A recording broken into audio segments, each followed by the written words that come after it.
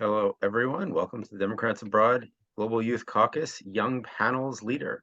This is what you're here for. You're in the right place. Give it a few minutes to get started. Miguel, Yeah, Lourdes, take it away. yes. Thanks, Erin. Hi, everybody. Thanks for joining us. We're going to get started shortly. Please be patient while we allow the attendees to enter this call. And please note that this event will be recorded. We hope to have time for questions from the participants. If you have a question for the congressman who will be joining us very shortly, please add it to the chat box and we will get to as many as possible. So I'm going to wait like one more minute and then we'll get started. Erin, can you please make Steve Nardi a panelist, please?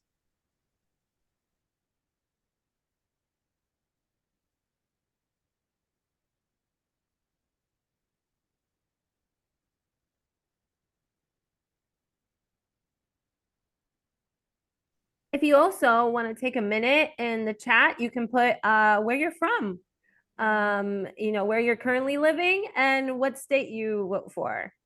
So we can gauge where we're reaching across the world. And where are you, Lourdes? Where do you Oh, vote? yes. Great question. Well, you jumped the gun. I was going to say it was going to be a surprise, but I'll say it now. It's fine.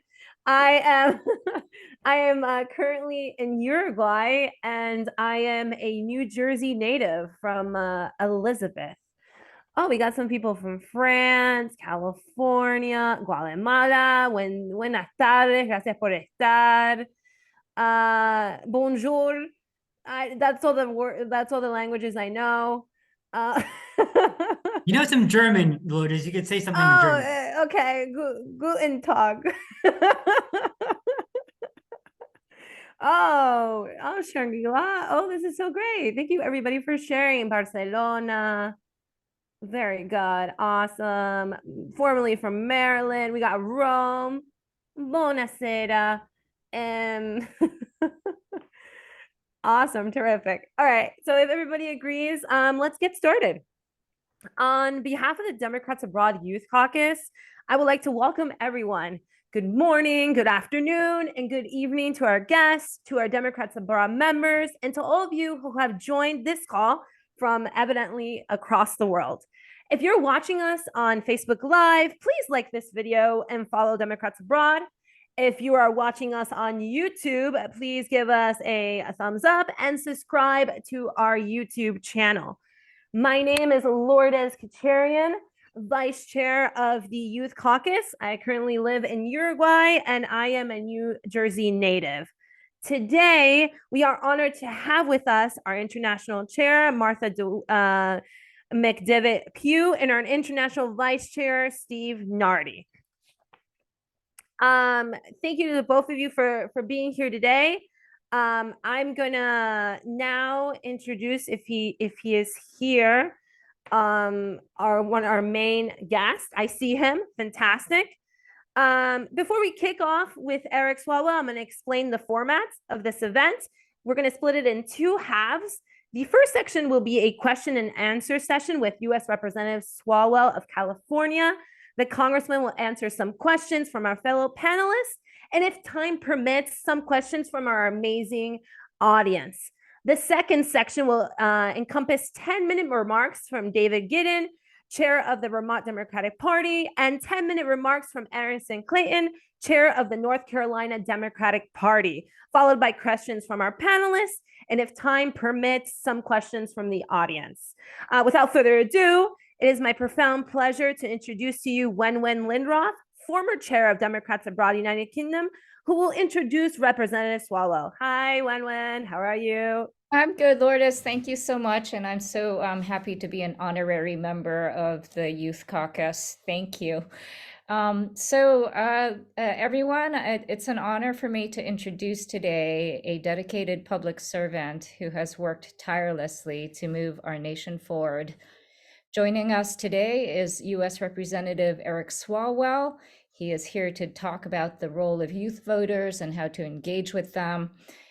Eric Swalwell is a name that resonates with progressive ideals and a deep commitment of working for the people. He was born in Iowa and raised in San Francisco. Eric's early experiences instilled in him a strong sense of community and civic duty, and he takes these values very seriously. After completing his law degree from the University of Maryland, go Terps, Eric's passion for justice led him to become a prosecutor, where he fought for truth and justice for Californians. In 2012, Eric was elected to the House of Representatives, representing California. Since then, he's been a strong voice in Congress, advocating for gun control, healthcare access, and climate change. In 2015, he founded the Future Forum Caucus to represent the interests and the policy positions of younger voters. And he's currently a member of the House Permanent Select Committee on Intelligence. He's been a dedicated advocate for national security. It's our hope that today's conversation will inspire all of us to participate actively in our democracy and encourage the younger generations to make their voices heard. We look forward, Eric, to hearing your thoughts, experiences, and strategies for getting out the vote among younger voters. Thanks so much for accepting this invitation. And it's over to you, Congressman. Thank you.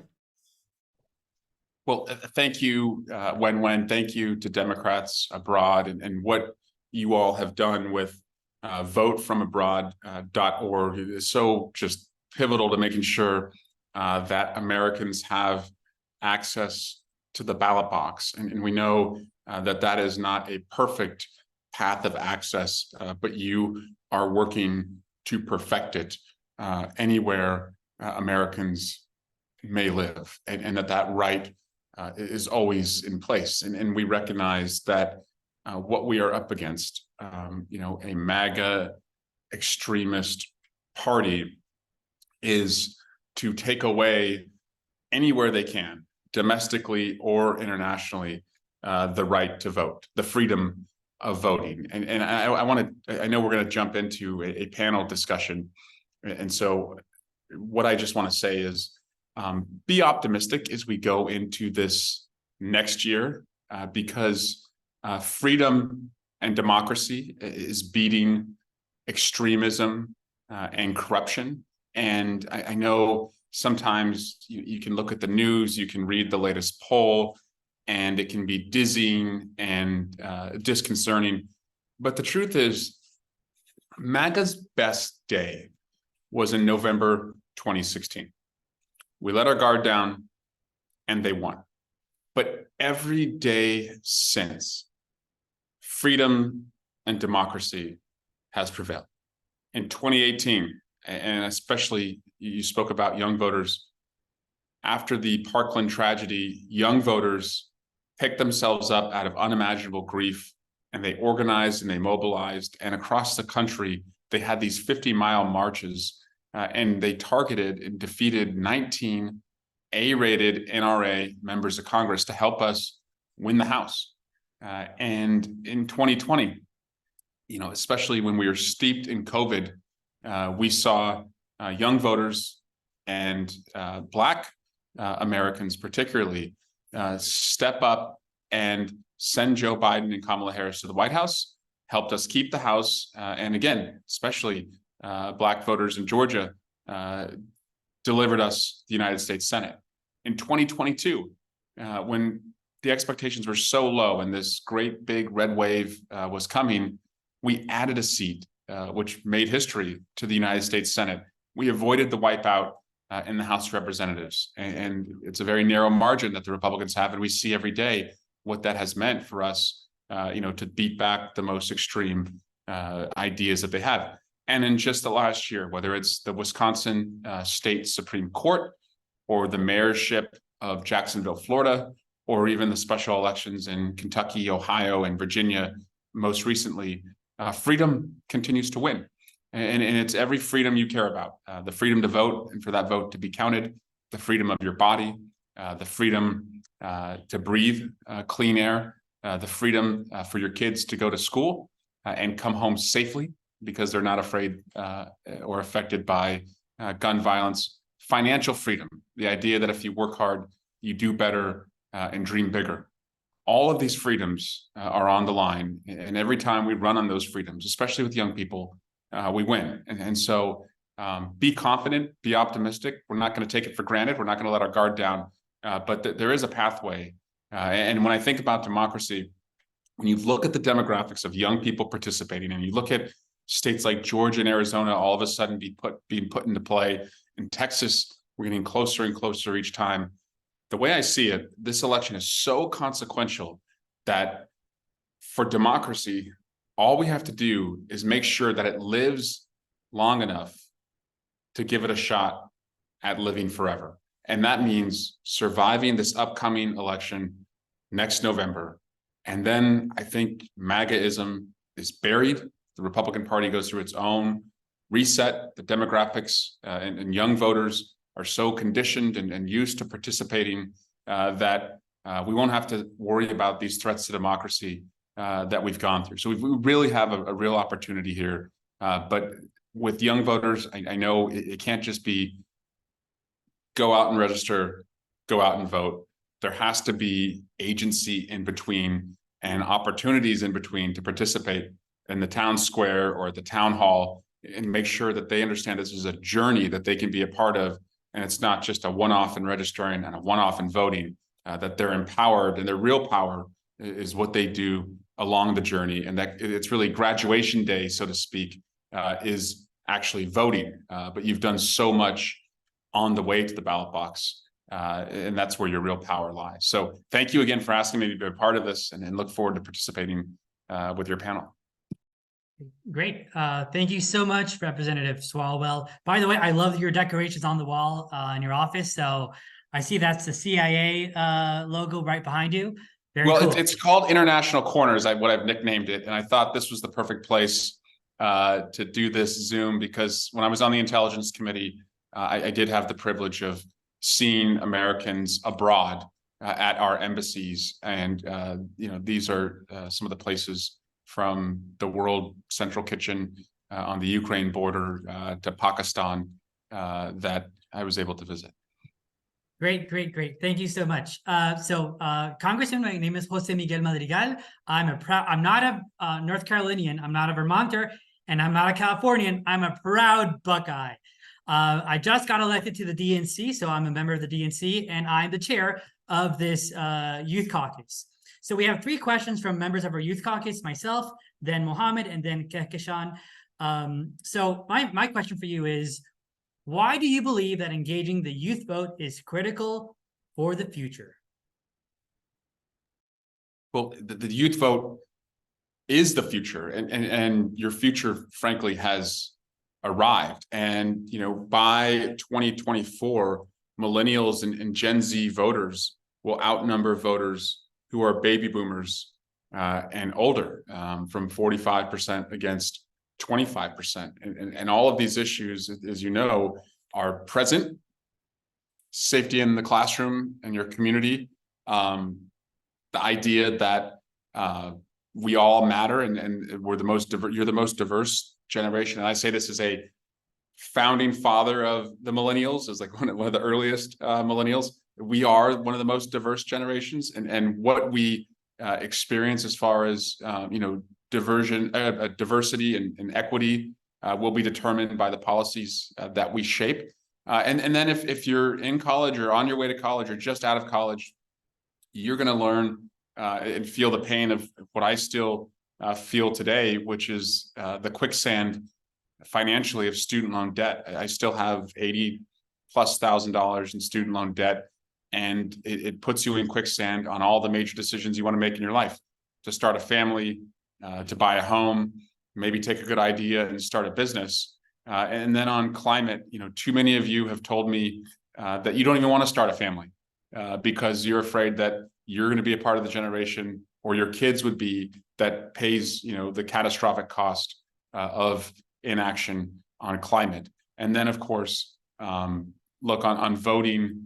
We can be a country of addition or subtraction, and you're the generation that wants to make sure that the ballot box and the pathway to it is always open. And so this is, as I said, really your time. I want to give you just one other example. I've been working with, speaking of Parkland, David Hogg has founded an organization to get young people into elected office at the state legislature level and eventually the congressional level. And they just achieved their first success in Virginia last week. And for state legislature, they want people 25 and under to start running, and in Congress, 30 and under. And I think that just shows that this doesn't just have to be someone's hot take on Twitter. And David had, a lot of people following him on Twitter after Parkland, but he took, that followership and support and converted it into a political movement, with so many of the classmates and people across the country he's worked with. So the proof of concept is there, and you should see this as just kind of an open highway as far as where you can go. Great. I have a follow-up. So can you share any personal experiences or stories of success of youth engagement efforts that you've witnessed or have been part of that could serve as an inspiration? I know you just mentioned Parkland. Do you have any other things that you want to share with us? Yeah, it's also, where we go and who we talk to. And, frankly, I think there were some efforts earlier in the year at self-sabotage by some members of the Democratic Party who were seeking to ban TikTok. And in my experience, but the example I'm going to give you is that I was guilty myself of not being on TikTok for legitimate concerns about not wanting to help, the People's Republic of China and its, human rights abuses, and concerned about, security issues that TikTok posed because it was essentially Chinese owned. However, the reality that is that the demographic that we need to turn out and vote, 18 to 30, that is one of the largest drivers of where they receive their news. And in the 2020 election, especially in the runoff in Georgia, John Ossoff was so effective at mobilizing young voters on the messaging he did through TikTok that it made me start to think that, maybe in part when the Republicans are making these charges that we should ban TikTok in America and trying to get Democrats to join them, maybe this isn't so innocent in their concerns. Maybe they recognize that this is a mobilizing tool that Democrats, who have effectively used. And so what I recently did was kind of split the baby, so to speak. Joined TikTok, but purchased a kind of a burner phone that is not connected to anything else that I do in my email, my health records, my finances, etc. And we still communicate there. And so what I would recommend, and I don't think you have to do that if you're not in an elected office where there's national security information that you're receiving, but if you're at the local level and the state level, I think it's a mistake to ignore a platform like that. And then I would also just say, as I thought that through, who bans things? China. Who doesn't ban things? America. And so that was the other way of thinking. But I have found that whether it's Instagram Reels or posting on TikTok, that is meeting people, especially young people, where they are, and also recognizing that the way that they consume information is in these 15 to 30 second bursts. And why would we want to seed that battleground space by just either allowing it to be a vacuum or for other voices to try and dominate? Great. Mohammed, it's now up to you. Go ahead. Thank you so much for being here, representing. Yeah. Hey, Mohammed. Hi. My name is Mohammed Ahmed. I am a Ohio voter living currently in Nairobi, Kenya. My question is, what strategies do you have or do you think are most effective in reaching and mobilizing young voters who may be disillusioned or disengaged from the political system? And I know you mentioned TikTok, but what other strategies do you think? No, again, thank you for that. And so to me, and I want to just expand a little bit on what I was mentioning in the opening remarks, which is I don't think it's persuasive to just say, here's the link to register to vote, and then a couple months later say, okay, now go vote. And by the way, like when you go to vote, what you're going to find is that you're going to know one or two of the races on the ballot, and there's going to be 20 other questions for you, and you're not going to have any idea, and you're going to be completely overwhelmed, and you're going to feel like a failure because you didn't prepare for like what those other questions were, and you're either going to guess or just leave it blank. And that's why I suggest don't buy the assumption that young voters are uneducated and not interested. Rather, once you register them to vote, again, kind of think about the journey that you want them to take on the way to the ballot box, and think about what's going to be on the ballot beyond just presidential, Senate, Congress, governor, and see that as an opportunity to engage them. If it's the district attorney race and you have strong feelings about the drug policies in the particular area that you're in, and Ohio, I think was mentioned earlier. They voted to pass to legalize marijuana in Ohio, and so that is a low, and that's on the ballot when you elect a district attorney. That's on the ballot when you elect some of the state officials. That's one of the propositions that's going to be considered. But don't see it as like we're only going to focus on the presidential or who's governor. Recognize that so many issues that young people may care about are also on some of those other ballot measures, and then give them an opportunity to hear from the candidates who are running in that race. And as I said, if it feels more like following your team to the Super Bowl, and I get to watch each game over the 16 week season, and then the playoffs of the Super Bowl, that's more exciting than saying, hey, watch the first game of the season, watch the Super Bowl, and you're not going to have any idea like what happened in between. I actually think if you trusted young people, that they would want to engage and they would want to learn. And again, I think you'd get more of them invested if you took that approach. And as a follow-up to that question, could you highlight some initiatives you've been involved in to promote youth engagement in the political process, and what impact they have, had in increasing voter participation among the young people? Yeah. Again, it goes back to some of those videos. Some of those platforms I was talking about. And so recently on the issue of trans kids in schools, we've seen, Republicans they've taken an issue, and I'm using the word issue. They've taken the rights of a transgender child, and they would have the public believe that half of the kids at your kid's school are trans, and that your daughter would be a gold medalist Olympic swimmer, except for the trans kid that's taken her spot on the swimming team. When we know that the percentage is very low, but it's there, and it's that person's individual choice. But they're using fear as a way to try and galvanize people to the ballot box, and they're using trans kids, to beat up on them just to seek political power.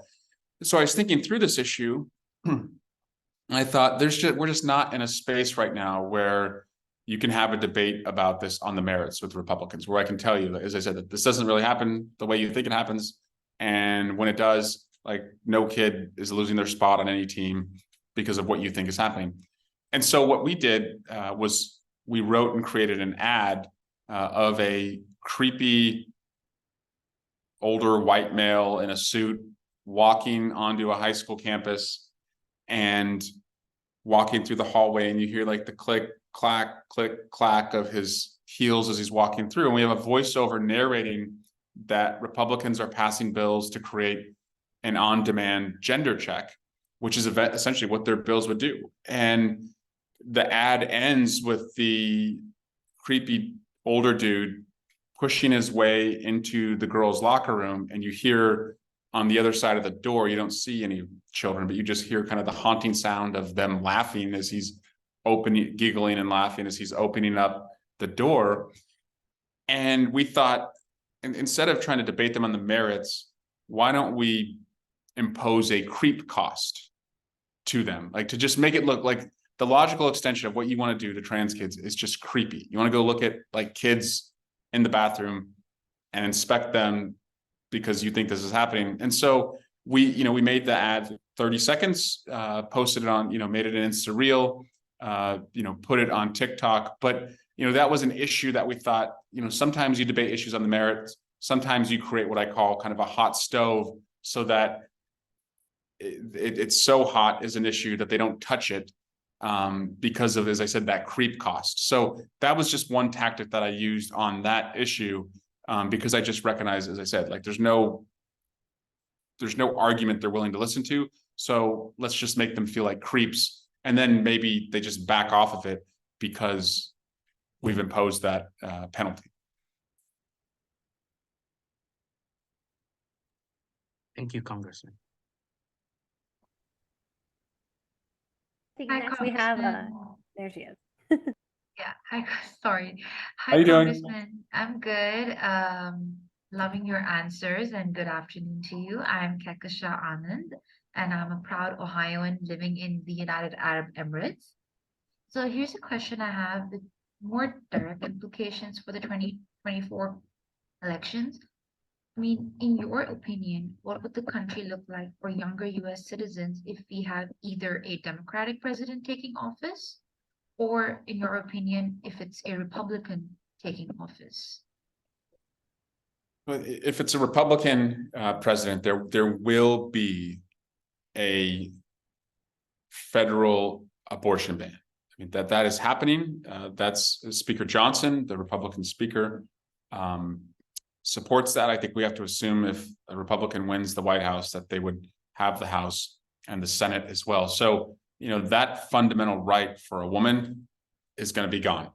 As it relates, as I said, to freedom to live in your community and not be victimized by gun violence, we will go backward. And you'll see open carry in all 50 states. Like they will take what they like in the most extreme cases and states and project that across the country. And everything the president has done on the Inflation Reduction Act and the Jobs and Infrastructure Act to help reduce our carbon footprint and by 2030 get us to 50% renewable. We're going to go backward on that, and to just the core value, as I said, of freedom.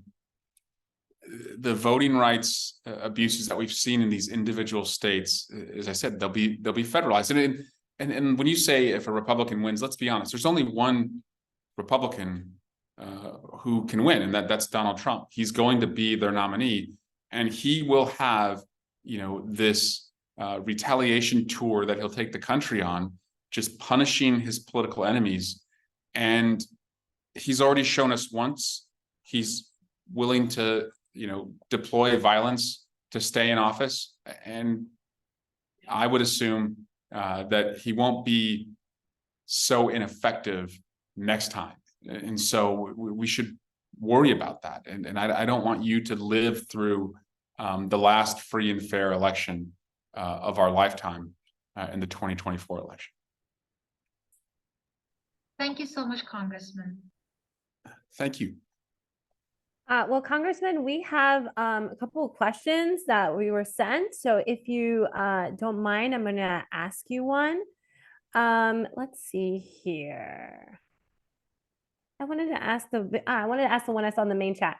It is from, let's see, Robert. I don't think Robert put where he's from. Maybe he did earlier, but which of the several historic Biden-Harris administration and Democratic Congress laws passed are you most proud of, and which will be most helpful for Democrats running in 2024? Inflation Reduction Act. And that's because it makes the biggest investment that any president has made in climate chaos and reducing the effects of it. But also as it relates to healthcare, as long as I've been alive, I've heard presidential candidates say that they're going to allow Medicare to negotiate for the cost of prescription drugs, and no president has been able to achieve it, not for lack of trying. They just weren't able to get it across the goal line with Congress. And President Biden did that. And that is going to be felt in a good way in the coming years. And so those are all, as I said, at risk of being undone if Donald Trump becomes president. But I mean, he, in addition to that piece of legislation, in just 2 years, President Biden has done what it's taken presidents 8 or even more, like FDR, years to achieve with the Infrastructure and Jobs Act, which connects the disconnected either through roads and bridges and tunnels or through broadband, or the Safer Communities Act, which is the first gun safety legislation that's been passed in 30 years, or the CHIPS Act, which brings back manufacturing jobs for semiconductor chips to the United States. For veterans, there's the PACT Act, which allows you to be compensated for any toxins you were exposed to while you were serving in a military base or serving abroad. And he did a lot of this with bipartisan support. And then it's not always what he's passed, but it's what he's done. And this president has faced multiple conflicts in the world. And the leadership he showed when Russia invaded Ukraine, when Donald Trump wanted to break up NATO, and Joe Biden showed how strong NATO could be. I think that is a moment where it was, thank God, Joe Biden is there. And I'll just speak because I saw someone in the chat had asked about what's happening in the Middle East. I cannot imagine what President Donald Trump would have done in the Middle East after the terrorists of Hamas attacked Israel. I promise you that the work that President Biden has done to create humanitarian pauses, the aid he's asked for humanitarian relief to go into Gaza, the work he's done with Arab leaders in the region to make sure that there is a two-state outcome here, we wouldn't even be in that realm. I don't even want to repeat what I think Donald Trump would say is the solution, to what happened here. But I do believe that history is going to judge that President Biden, on the humanitarian needs in Gaza and what has to happen next, will have done it in a way that's much better for Israelis and Palestinians and for the future of the region than anything that the alternative in Donald Trump, would have been able to deliver. Thank you for that very thorough answer, Representative. I have one more for you. It's kind of an extension of what you were talking about in terms of Biden's policies, and also something you mentioned right at the get-go. Can you talk about what you're willing to support in regards to student loan debt? Because you've been experiencing it or have been experiencing it. So how do you see that panorama? Yeah, so I've written the legislation to have 0% interest. I don't think the government should make money on interest, and that would significantly reduce the overall debt that anyone carries. I also supported the president's, targeted relief, forgiveness to the students that needed it the most. One part I would have done differently, and I know the Supreme Court threw it out, but if Congress ever takes it up, I do believe you should do it geographically based on the cost of living where the person lives rather than just an across the board number. So if you say $100,000, if you make fewer than $100,000, you're eligible. And if you make more, you're not.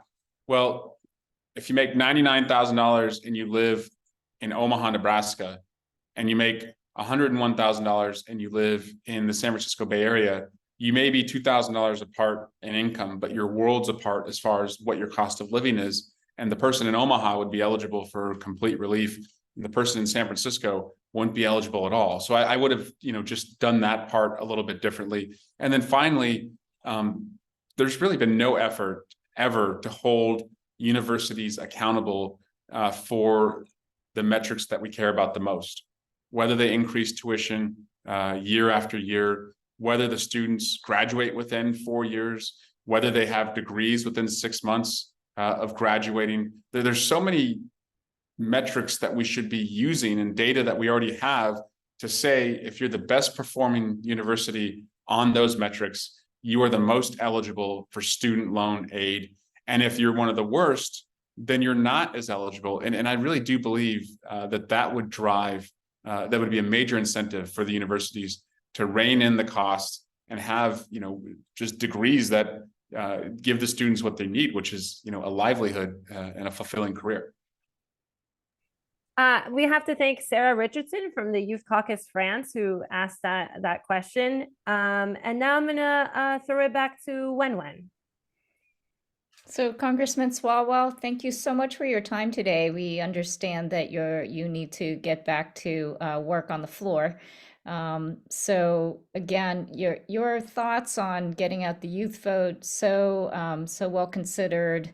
We're really lucky to have you with us today, and thanks so much. Of course, my pleasure. And again, most importantly, the hero of this story from 2017 and onward, and as recently as last week's election, and especially to the Ohio participants, the hero is you. You are the ones that have organized and engaged and mobilized, and you've kept democracy alive. And I just ask you to stay optimistic and believe that it's work worth doing. And 1 year from now, as I said, you will give democracy the best shot it's ever had to live through this and to live forever. So thank you all. Hear, hear.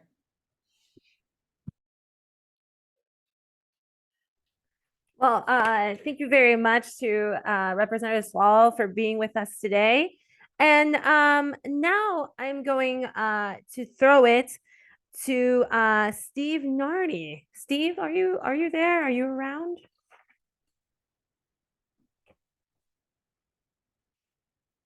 I see you. I am, Lourdes. I do have construction going on in the background, though. I've got a few trades guys here. Okay. So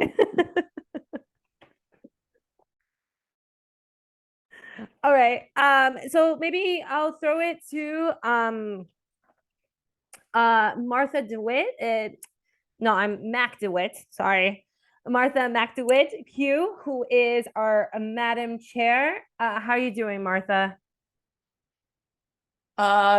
Thanks, Lourdes. I'm doing great today. It's really great to be here with so many of our youth leaders and with the congressman. Really, thank you so much for organizing this great event.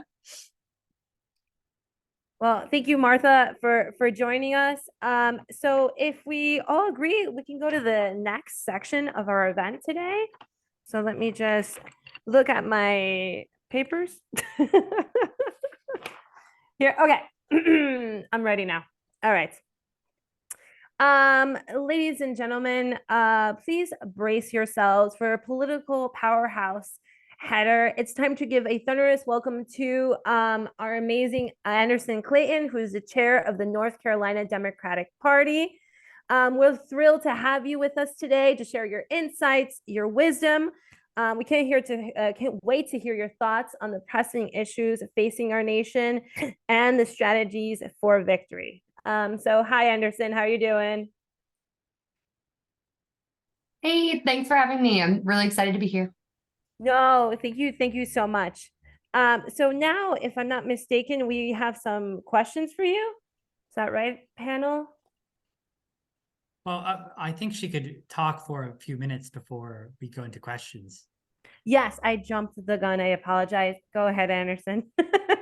No, I'm happy to go either way or go with the flow. I think as young folks, the one good thing about us is that we are quick-witted and on our feet. So thank you all so much for having me, Dems Abroad. I really appreciate how many people I've seen in the chat box that are from North Kakalaki on this call. So thank you all so much for being here and taking some time out of your busy Wednesday. I know you could be doing anything else with your time, and I just really appreciate that you're here spending it with us. A big thank you to Representative Swalwell for joining us. I think that's awesome that he was willing to give some time out of his day, because I know that I feel busy as a state party chair. I cannot imagine how busy a member of Congress is with their constituents and just dealing with their things in district. So I really appreciate him taking the time to be with some young folks today on this call. I'm just going to give a brief introduction of who I am, because I know that some of you aren't maybe familiar, and kind of how I got here, because I think being the youngest state party chair in the country warrants some explanation sometimes for folks, because oftentimes there are not young people seen in these leadership roles within the party. My name is Anderson Clayton. I use she, her pronouns. I'm from a little tiny town called Roxborough, North Carolina. It is really called that because it has a lot of rocks in it. And I got my start in politics. I joke with people, really first when I went into college, the two things that people tell you coming from a rural place in the United States or in rural anywhere, I feel like, is the two things that you don't talk about at the dinner table are religion and politics. And I really grew up most of my life thinking that those were two things that I wanted to talk more about. And so I had to leave rural North Carolina in order to do that.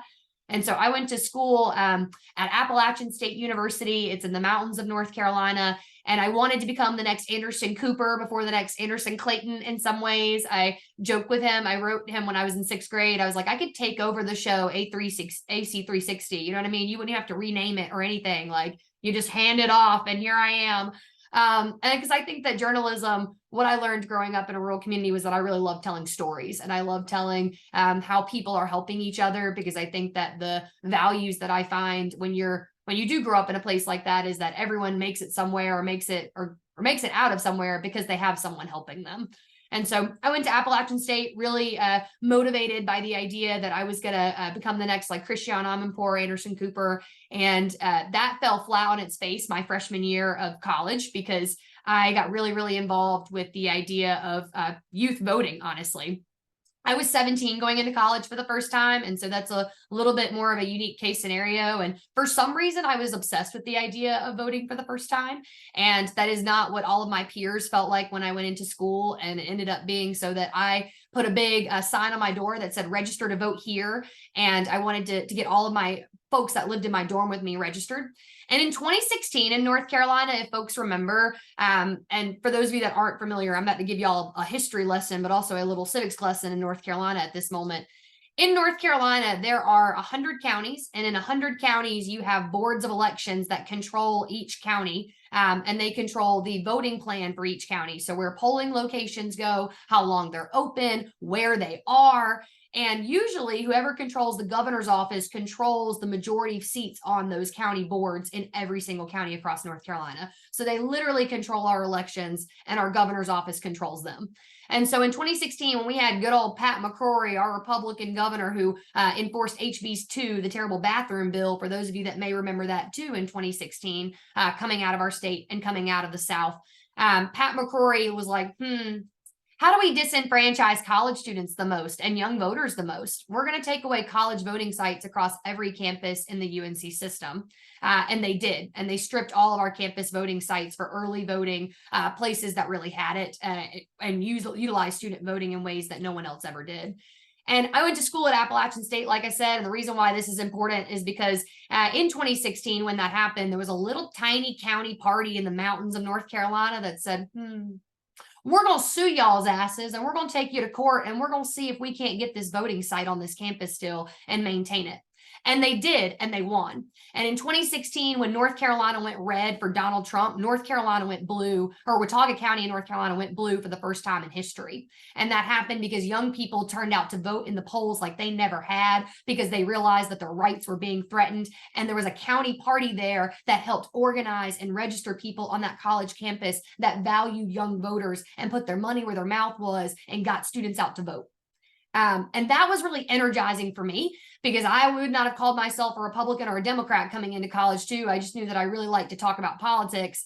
But the Democratic Party got me because I realized that they were the party that cared about my rights as a person, and my rights as a young person, especially. And so I joke with people, because right now as a 25-year-old, I don't know that we can, people oftentimes stray away from the Democratic Party in some ways as a young person right now. And for good reason. I think that the Democratic Party has inherently ignored a lot of young voices. And we have a huge opportunity as the largest voting bloc going into 2024 to make it so that that never happens again for our party and for our community and for our people. But in order to do that, we have to make sure we do turn out our folks in 2024. And so I ended up in this weird world of going through campaigns. I worked on national campaigns. I worked in Iowa for Kamala Harris's campaign when she was running for president, Elizabeth Warren's campaign, Amy McGrath's campaign in Kentucky. I love rural communities now. Iowa is what taught me that in a lot of ways. I shout out to the Midwest and anyone that may be from there on this call, because I think that there is a huge opportunity for us to find people in these communities that have been inherently overlooked and ignored for such a long time. I came back home to North Carolina in 2021 because I was disillusioned with national politics. I thought the national campaigns would never look at rural communities as though they were worth investing in. And I'm like, I came from a rural community, someone that thinks the way that I do, someone that can talk the way that I do about this party. And I want us to invest in people and places that look like that. And so I ran for Person County Democratic Party chair, which Roxborough is in the county of Person in North Carolina.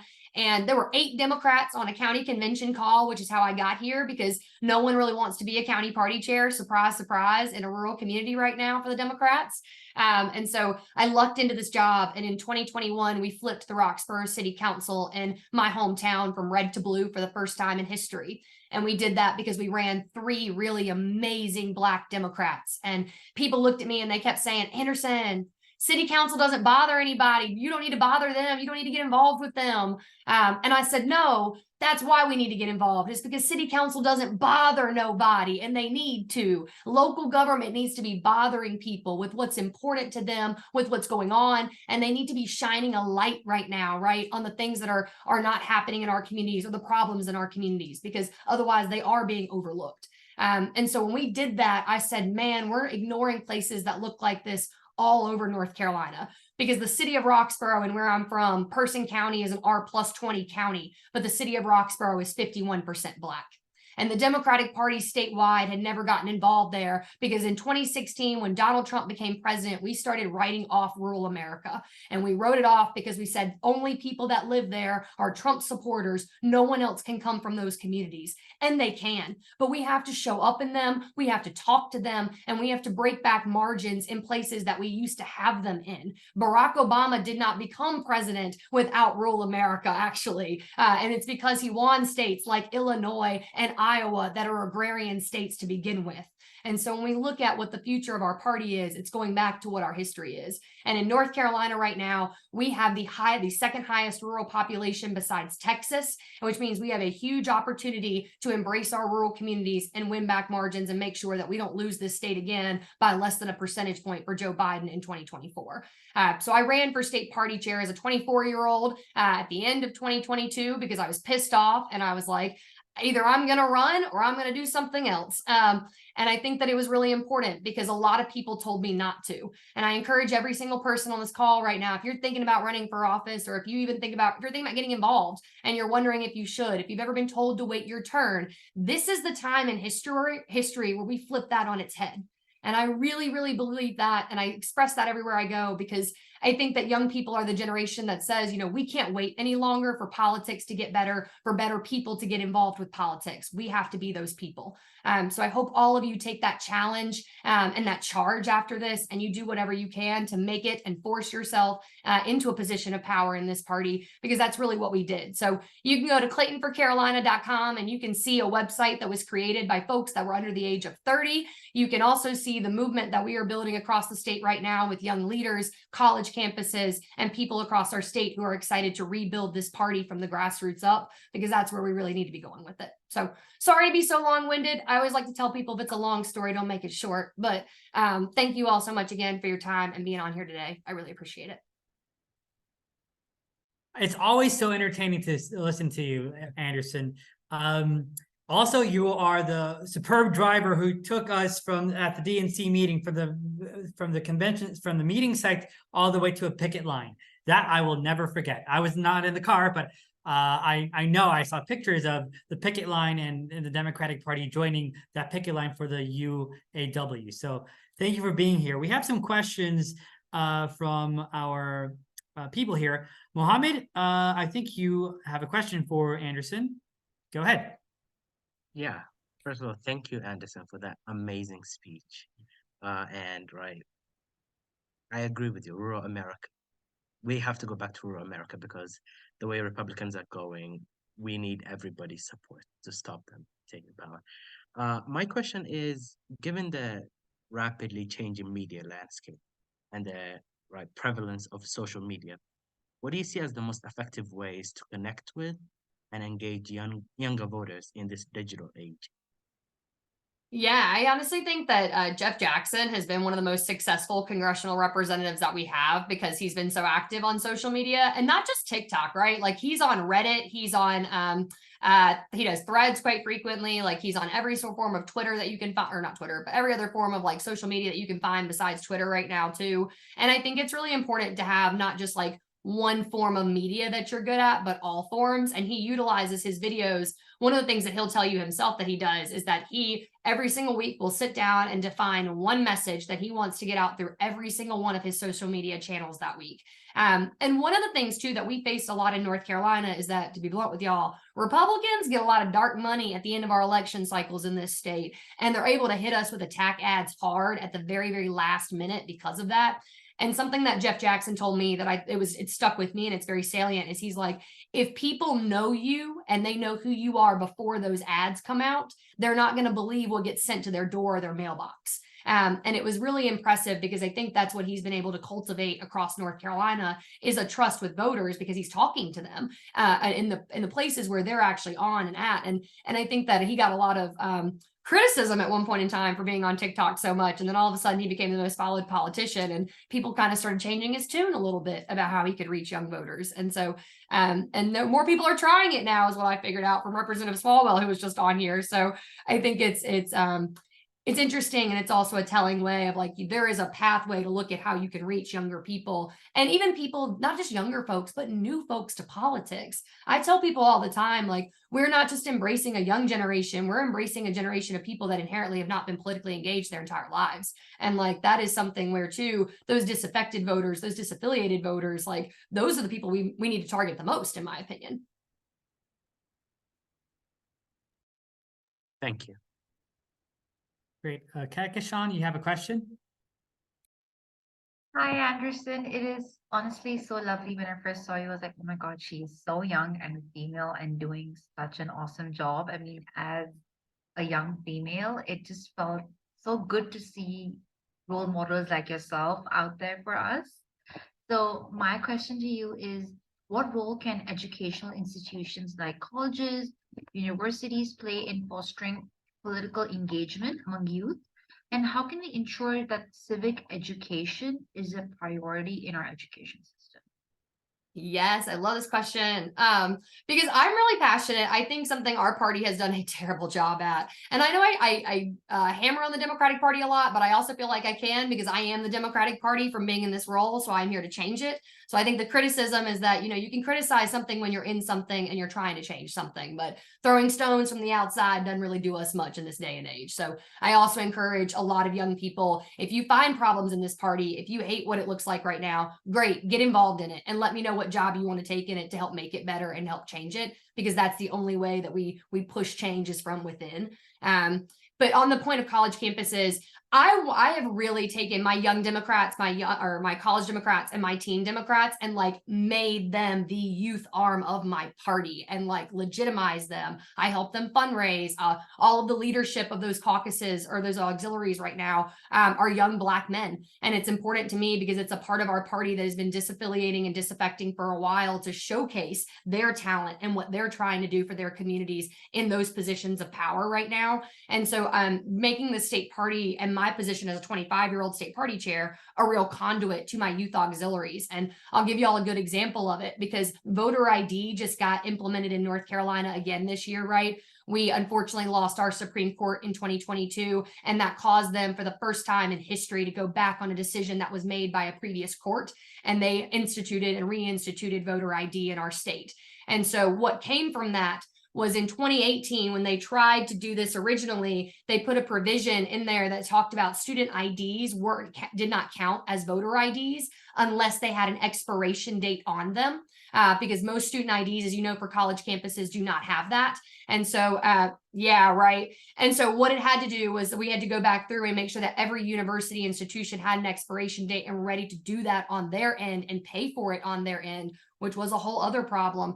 But once that happened, they had to then submit an application to the State Board of Elections to get their university ID approved with the State Board of Elections for their ID to be counted as a valid voter ID in this election cycle. We had 2 weeks, y'all, in this window between when that court decision came out and when that deadline was due for us to be able to get 106 campuses across North Carolina to submit that form and to know that they had to submit that form by that filing deadline so that we could have, for municipal elections, student IDs count as voting IDs, basically. My college Democrats went through and they called every single one of those campuses. They got volunteers to call those campuses, and we got 56 colleges, all of our public schools, all of our HBCUs approved in that first 2-week window. And that guaranteed them to roll over into 2024. And so we also are now going through another approval process to get the rest of those about 50 some schools that we have left in there in that other window from now until the end of December for 2024 as well. But like, I could not have done that as a state party without my young people. And I think it is so important because I gave them the task. I said, y'all go to town and you figure out how this is going to happen. And they did it.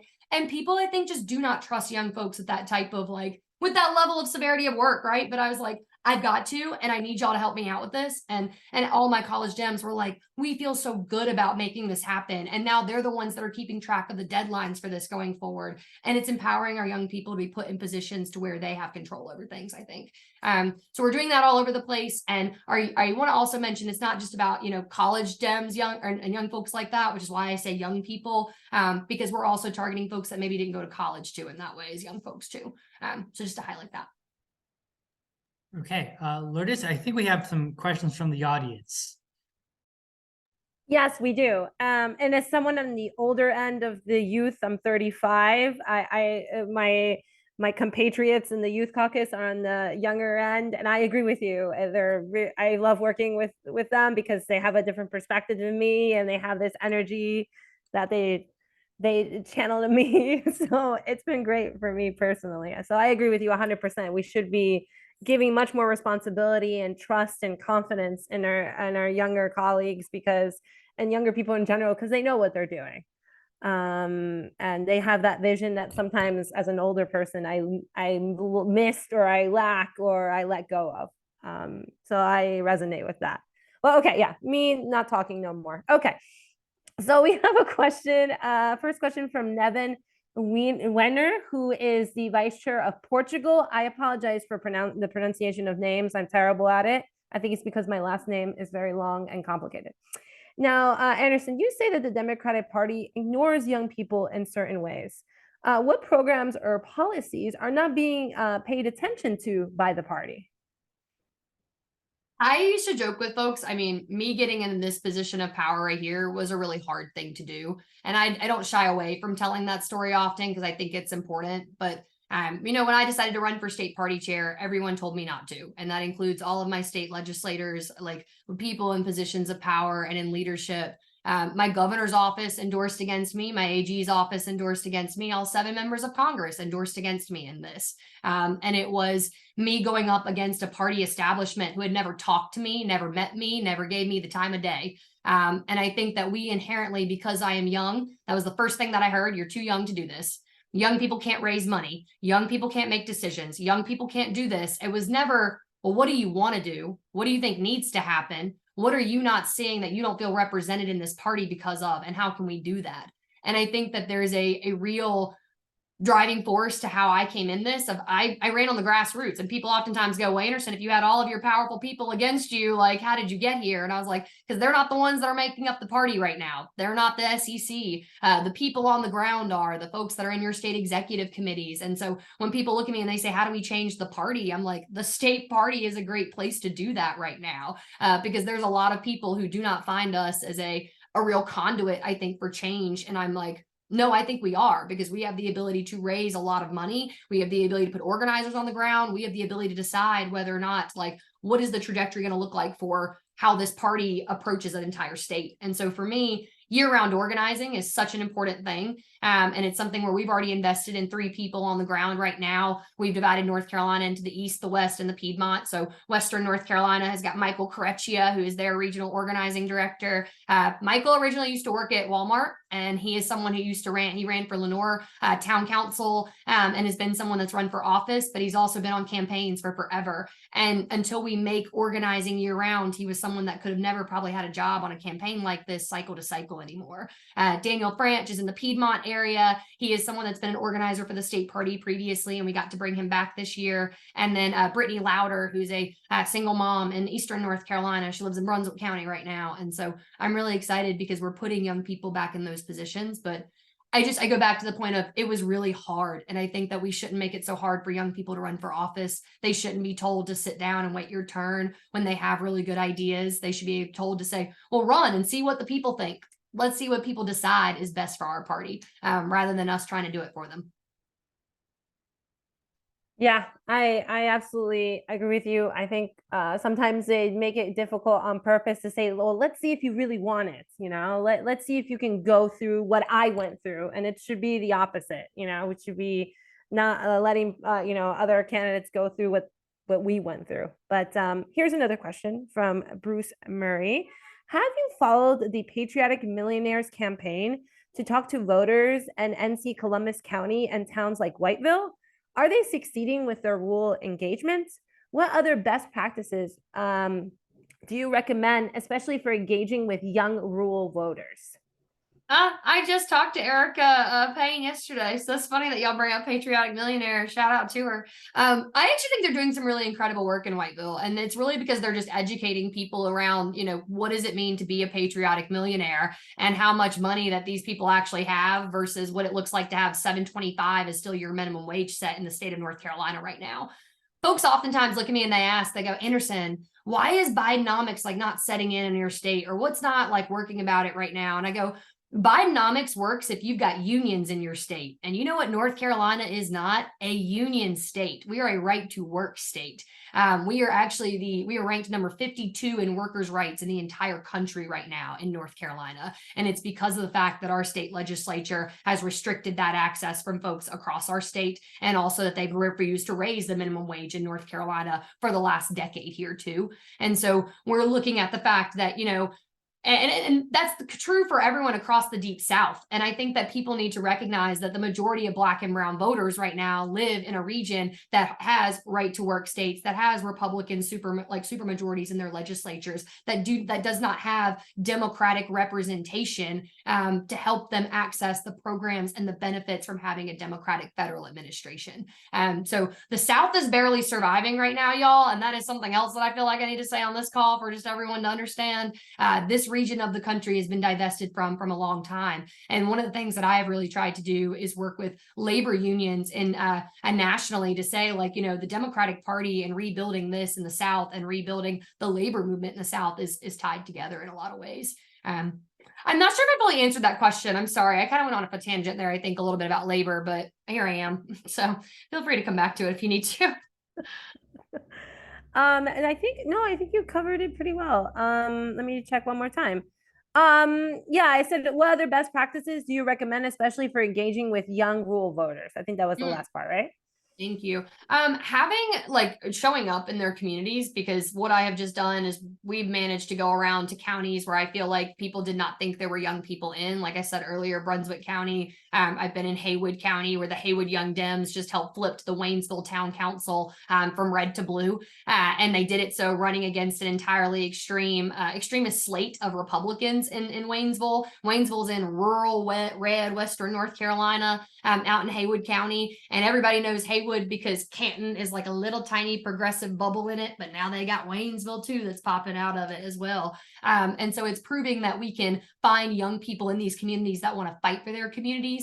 And it's showing young people how we do it. I think to Representative Swalwell's point earlier, empowering young folks, I didn't realize like the flipping the Roxborough City Council was possible when we started doing it. It was just something that I knew I wanted to do because I wanted to put up a fight. And young people are so willing right now to not cede ground anywhere to a party that is fully endorsed white supremacy, that'd like to see the demise of our democracy, and that would like to fundamentally take away human rights from everybody. And I think that, you know, when you look at that, that means every place is worth fighting for, even if it is the reddest of the red. So finding people there should be your first priority and trying to make sure that we're also reaching out and showing up in those places too.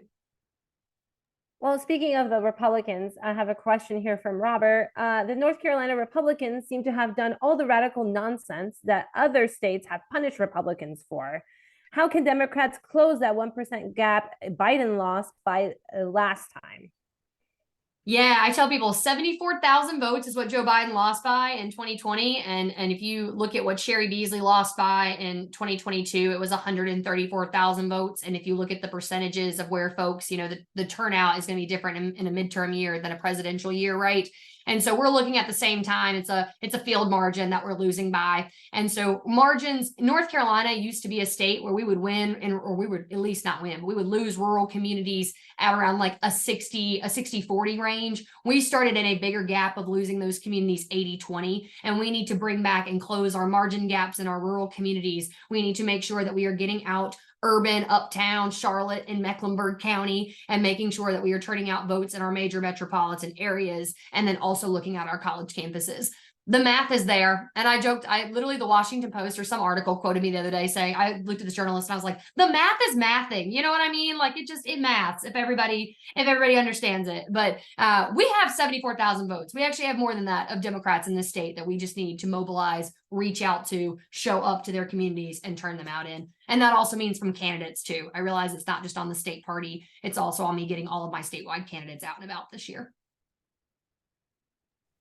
Excellent, Aaron. I think we have a question from Muhammad who wanted to ask something.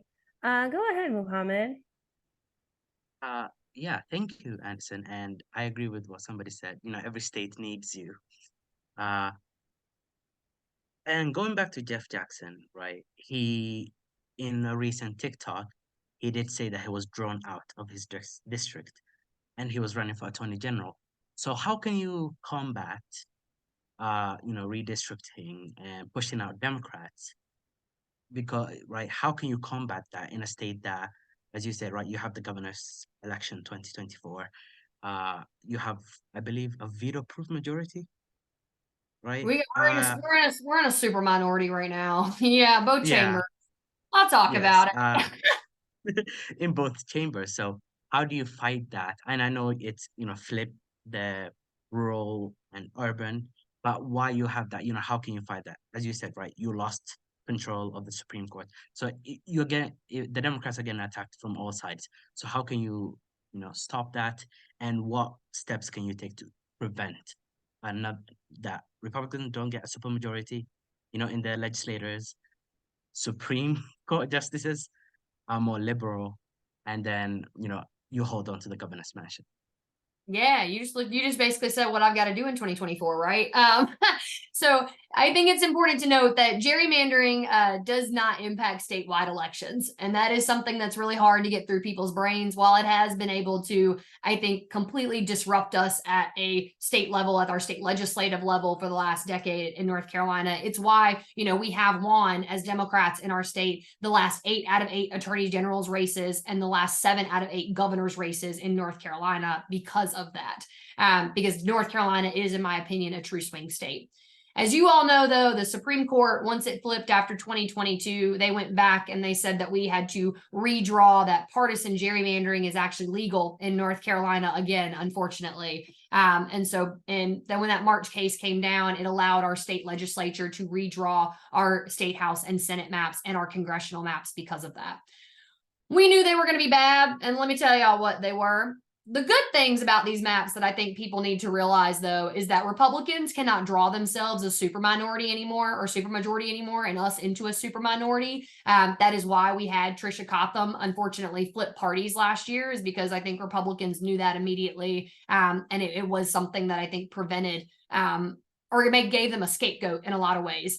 Sherry Beasley won 5 House districts last cycle that we lost at the state level by 500 votes, which means we did not have boots on the ground organizing efforts where we needed to in competitive state House and Senate districts in order to keep Governor Cooper's veto power this year in play, which is going to be something when y'all ask me how y'all can help me, I'm going to drop a volunteer link in my chat box, because I'm going to have a lot of good state legislative races that it doesn't matter where you're calling in from. You can call into those districts this year and help us out and make sure that we are successful with them, because what we're looking at is that I've got to hold my governor's office. I've got to hold one seat on my Supreme Court this year. Her name is Allison Riggs. She is the youngest Supreme Court justice to ever be appointed to the Supreme Court in North Carolina. And so she is going to be on our ballot this year as well. I've got to keep my attorney general's seat, and I've got to go down ballot council of state. And I have to break the supermajority that I'm in right now in my General Assembly, which is a lot when you're looking at, you got a lot to do on a ballot, and you got to win something for the presidency, right? I got to get Joe Biden back in the president's office. Because fun fact, Republicans have not won the White House without North Carolina since Ronald Reagan. So I do believe that when you're looking at where does it run, it runs through this state, the competitive nature of 270. And so what we are really prepared to do is making sure that's the long game. I'm looking at 2030, and I took these state House and Senate maps, and I know that until I take back my courts, I don't get them overturned. And so we have a Supreme Court elections in 2026 and in 2028.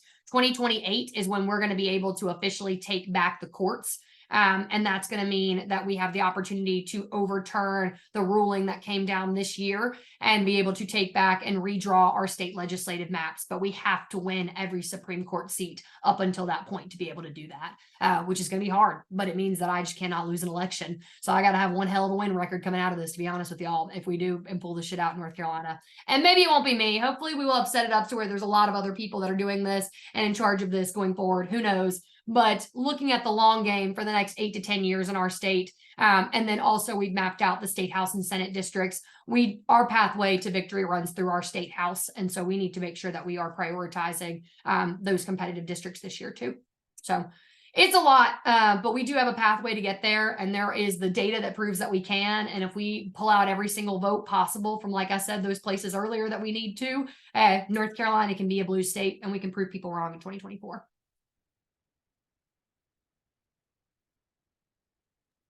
Well, thank you, Muhammad, for that great question. And thank you, Anderson, for the awesome answer. And I think we have a question here from Julia Bryan. I don't know if Julia wanted to say it, or maybe I'll just read it here. How would you suggest working with students traveling abroad to help them get engaged in voting while they are out of the country? No, honestly, I think y'all could help me answer that question better than I could potentially, of how you might like to be reached out to and what are the best ways. I've really never thought about that in this job until I met Martha at one of the ASDC meetings of like, wow, I bet there are a lot of young people that are overseas for, study abroad programs and things like that during college. And so I thought about maybe reaching out to the departments for study abroad at each institution and kind of making a headway for the party in that regard of just like making sure there is someone there asking those folks if they're registered to vote, if they're sending back absentee ballots. But I don't know, throw that back to y'all. What would be helpful? Type it in the chat box. Maybe Martha wants to chime in. Martha, I see you there. Well, yeah, I mean, we have some ways, Chair Clayton, of doing this because we know where a lot of the programs are. But I think on your end, it's really interesting what you did around with the student ID. So you have good relationships into your universities where the students are coming from. So we try to get them on both ends. We try to engage them before they leave so they know, because these are often very first-time voters, and they might not be registered, and they certainly aren't going to know they can vote from abroad. But yeah, there may be some way we can partner up on that. Cool. That would be awesome. I like the idea of getting them before they go too, because I think that's like, I've been asked to talk to a lot of different classes and stuff like that. And I wonder if I could just pitch coming into different universities as like a nonpartisan way to do it too, of just talking about voting in general. Yeah, that often works, doing it in a nonpartisan way. I mean, we have our website, votefromabroad.org, which has a special way for students to come in and, if they're not going to be staying around, they don't want to be followed up every year about elections, but we have a way that they can just easily request their ballot and have it sent to them by email 45 days before the election, and they can return it. So like, it's all there, it's all set up.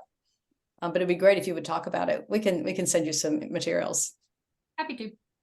I think Julia also wanted to say something, who is the originator of the question. Julia, I gave you permission to speak. Thanks, Be able thanks to. so much. Yeah, and one of the great things is we have NC State Prague actually here, and we love working with them when the students get here. But having you go around the universities and just talking to all those college Dems in those universities would be an amazing way to energize people before they go abroad, letting them know they can vote every time you talk with people, because I know you're always talking to students and youth. Just say, hey, if you're going to be going abroad next fall, make sure you're registered abroad too. And we would love to bring those votes home for you guys, because that's exactly where they go. They come back to North Carolina. Yeah, no, I need every single one of them here, as y'all just said. That's why I'm like, come on, pull out 2,000 votes out of Democrats abroad for me in North Carolina. Like, absolutely, I'm an Orange County voter. Bring my 74,000 down to 72,000. I'm glad for it. Like, I'm counting them everywhere, especially on my college campuses. So it's really helpful. Well, super. So if you do that, that would be just amazing, and we will be your backup. Yeah, Linda Adson said, would you be willing to make a TikTok for young Dems abroad to register to vote on votefromabroad.org? That would be another great way to help us get the vote from abroad. Yeah, happy to. I did one. I'm not the biggest on TikTok. I will say Jeffrey Jackson is, my good old congressman is. I have yet to learn from him on that site. I'm like a lurker. I'm a young person who lurks on the talk. You know what I mean? I don't know that I'm a TikToker yet, but it was they did one on their post and I just made the video for them. So I'm happy to do that for y'all anytime. Excellent. Linda put here, don't worry, we can post it on ours. Yeah, I was like, there we go. Linda's got me. I'm trying. I'm on there. Like, oh God, I want to be. I think I could do some videos maybe, but. Yeah. I think the best way to learn is just start doing it. Same thing happened to me. I didn't know how to do anything, and now because I have to in my job, I learned a lot. So sometimes you got to be in a position where you have to do it, and then you learn. But someone, Sarah Richardson, put it here. I guess it's just a comment from Youth Caucus France. Make sure your local election offices know to expect mail from abroad. So I guess that's another thing to make sure that those offices understand that information is going to come in. And I think that's what everybody commented. I don't know, Anderson, if you want to say some last words before we wrap it up here. Just thanks for the opportunity. Like I said, young people have such a powerful place in this party. And I think that it's time that not only are we going to be the campaign managers and the field organizers and the call time managers and the folks that do the scheduling, but we're also going to be the candidates and the people that are in positions of power at some point in this party too. So thank you all for all that you do. Thank you so much, Anderson. And I don't know if Martha or Steve want to make some closing remarks as well. Well, I'm just happy to say a word and to thank Chair Clayton for joining with us today, and for everybody here. It's been such an engaging conversation. Lots of new stuff coming out here, lots of great follow-up that we can do. So really, really appreciate the partnership we have with the North Carolina Democratic Party, and looking forward to doing great things together in 24. So thank you, Chair Clayton. Wow. Well, finally, a reminder for everybody, I'm going to throw some links in the chat. The first link I'm going to throw out is the Democrats Abroad website. If you don't know it, you can find so much information there. So the first thing I'm going to throw in here in the chat. All right, there you go. And then that would help us to get out the vote. And then to register to vote, the website would be votefromabroad.org, which I'm also going to throw out here in the chat. Please remember that in January, you need to re-register to vote from abroad. It's a yearly thing. It's not like you register once and then never again. Please remember that you have to do it every year. And then finally, I wanted to mention on Thursday, December 14th at 2 p.m. Eastern Standard Time, we're having a special inaugural event for our Gun Violence Prevention Task Force. Our special guest will be Maxwell Frost. And that date is also the 11th year anniversary of the Sandy Hook Massacre. So I hope all of you can be able to join us. I will throw the chat to the website of the Gun Prevention Violence Task Force if you're interested.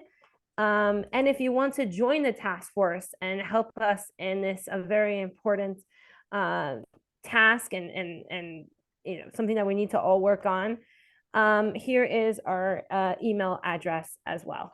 So with all that, thank you everybody so much for joining us. And I hope we have another instance like this very soon. Thank you.